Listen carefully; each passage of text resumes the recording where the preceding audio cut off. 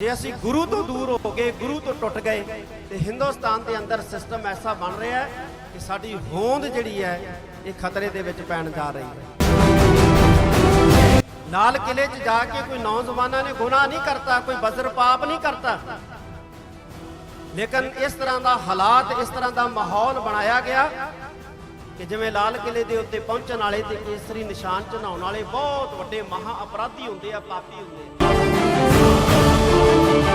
सारियां संस्थावां दा दवाला जिहड़ा है वो निकल चुकिया, लोग तराह तराह कर रहे हैं, लेकिन सरकार नूं कोई फर्क नहीं पै रहा।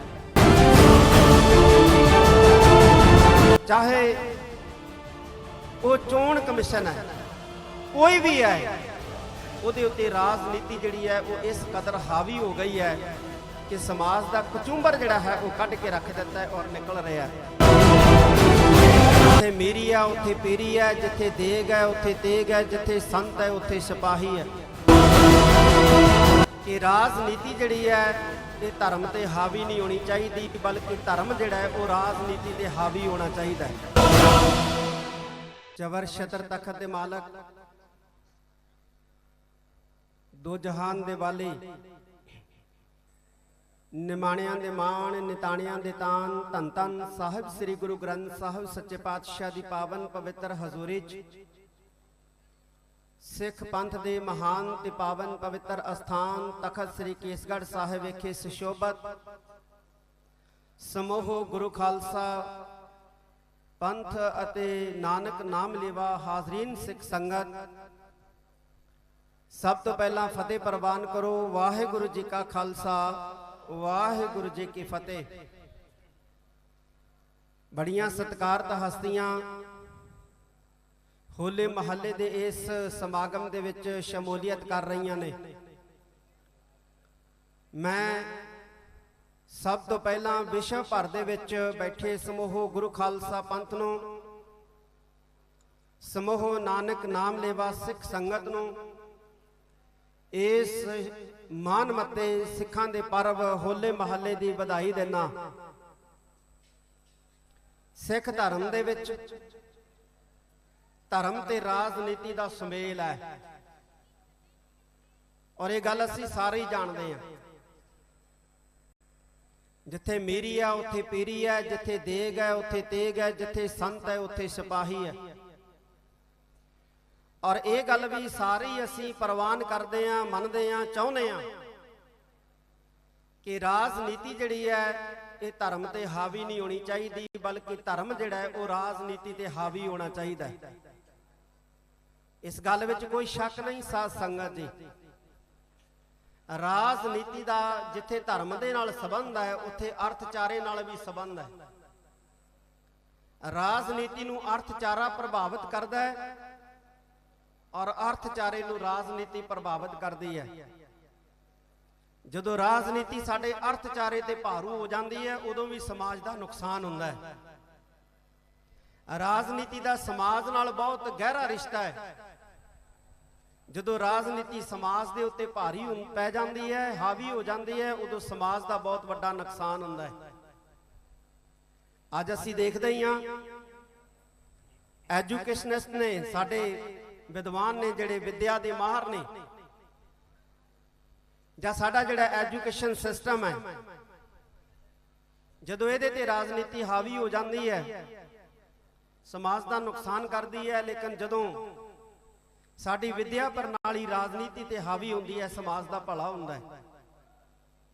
साडे डॉक्टरी पेशेवर माहर ने, जदों राजनीति इन्हां ते हावी हो जाती है समाज का नुकसान हुंदा है। ते जदों साडे मैडिकल माहर जां मैडिकली विद्या जिहड़ी है ये राजनीति ते हावी हुंदी है ते समाज का भला हुंदा है।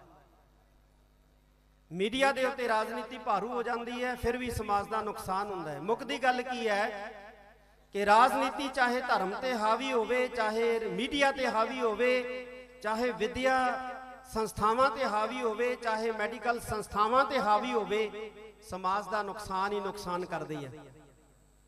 अज जिहड़ी हिंदुस्तान की हालत पतली पई है ਇਹਦਾ ਇੱਕੋ ਹੀ ਕਾਰਨ ਹੈ ਕਿ ਰਾਜਨੀਤੀ ਹਿੰਦੁਸਤਾਨ ਦੀ ਹਰ ਸੰਸਥਾ ਦੇ ਉੱਤੇ ਹਾਵੀ ਹੋ ਗਈ ਹੈ, ਚਾਹੇ ਉਹ ਅਦਾਲਤਾਂ ਨੇ, ਚਾਹੇ ਉਹ ਪ੍ਰੈਸ ਹੈ, ਚਾਹੇ ਉਹ ਬਿਊਰੋਕਰੇਟਸ ਨੇ, ਚਾਹੇ ਕੋਈ ਵੀ ਅਦਾਰਾ ਹੈ, ਚਾਹੇ ਉਹ ਚੋਣ ਕਮਿਸ਼ਨ ਹੈ, ਕੋਈ ਵੀ ਹੈ, ਉਹਦੇ ਉੱਤੇ ਰਾਜਨੀਤੀ ਜਿਹੜੀ ਹੈ ਉਹ ਇਸ ਕਦਰ ਹਾਵੀ ਹੋ ਗਈ ਹੈ ਕਿ ਸਮਾਜ ਦਾ ਕਚੂੰਬਰ ਜਿਹੜਾ ਹੈ ਉਹ ਕੱਢ ਕੇ ਰੱਖ ਦਿੱਤਾ ਹੈ ਔਰ ਨਿਕਲ ਰਿਹਾ ਹੈ।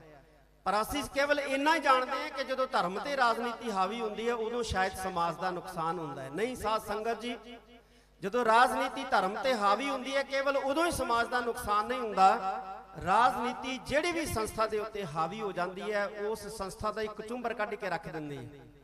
ਚਾਹੀਦਾ ਇਹ ਹੈ ਕਿ ਜਿਵੇਂ ਧਰਮ ਰਾਜਨੀਤੀ ਤੇ ਹਾਵੀ ਰਵੇ ਉਵੇਂ ਸਮਾਜ ਵੀ ਰਾਜਨੀਤੀ ਤੇ ਹਾਵੀ ਰਵੇ, ਸਾਡਾ ਅਰਥਚਾਰਾ ਵੀ ਜਿਹੜਾ ਹੈ ਰਾਜਨੀਤੀ ਤੇ ਹਾਵੀ ਰਵੇ, ਫਿਰ ਸਮਾਜ ਦਾ ਜਿਹੜਾ ਹੈ ਉਹ ਭਲਾ ਹੁੰਦਾ ਹੈ।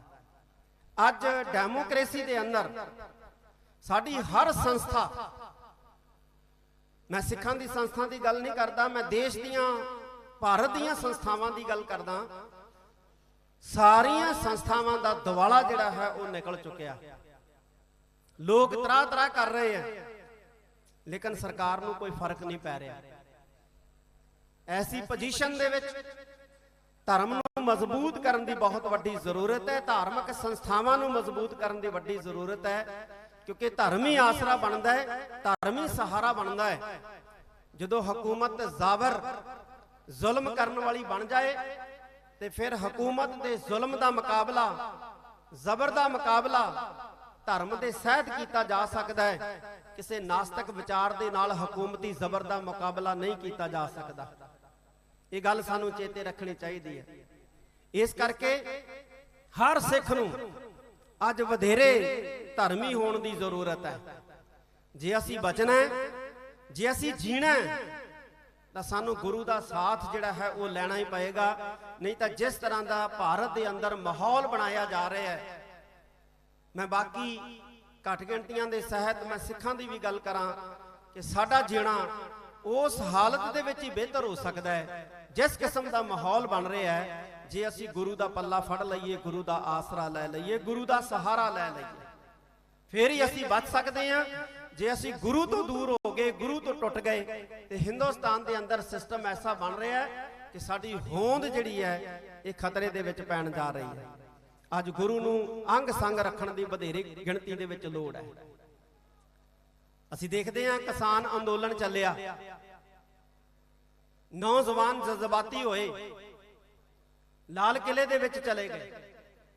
ਲਾਲ ਕਿਲੇ 'ਚ ਜਾ ਕੇ ਕੋਈ ਨੌਜਵਾਨਾਂ ਨੇ ਗੁਨਾਹ ਨਹੀਂ ਕਰਤਾ, ਕੋਈ ਬਜ਼ਰ ਪਾਪ ਨਹੀਂ ਕਰਤਾ, ਲੇਕਿਨ ਇਸ ਤਰ੍ਹਾਂ ਦਾ ਹਾਲਾਤ, ਇਸ ਤਰ੍ਹਾਂ ਦਾ ਮਾਹੌਲ ਬਣਾਇਆ ਗਿਆ ਕਿ ਜਿਵੇਂ ਲਾਲ ਕਿਲੇ ਦੇ ਉੱਤੇ ਪਹੁੰਚਣ ਵਾਲੇ ਤੇ ਕੇਸਰੀ ਨਿਸ਼ਾਨ ਚੜਾਉਣ ਵਾਲੇ ਬਹੁਤ ਵੱਡੇ ਮਹਾ ਅਪਰਾਧੀ ਹੁੰਦੇ ਆ, ਪਾਪੀ ਹੁੰਦੇ ਆ। ਸਰਕਾਰ ਨੇ ਧੜਾ ਧੜ ਝੂਠੇ ਪਰਚੇ ਦਰਜ ਕਰਕੇ ਉਹਨਾਂ ਨੌਜਵਾਨਾਂ ਨੂੰ ਅੰਦਰ ਧੱਕਣਾ ਜਿਹੜਾ ਪ੍ਰਾਰੰਭ ਕਰ ਦਿੱਤਾ। ਸੈਂਕੜਿਆਂ ਦੀ ਗਿਣਤੀ ਦੇ ਵਿੱਚ ਨੌਜਵਾਨ ਜਿਹੜੇ ਸਾਡੇ ਜੇਲ੍ਹਾਂ ਦੇ ਵਿੱਚ ਬੰਦ ਕਰ ਦਿੱਤੇ ਗਏ ਤੇ ਬਾਹ ਨਹੀਂ ਕਿਸੇ ਨੇ ਫੜੀ।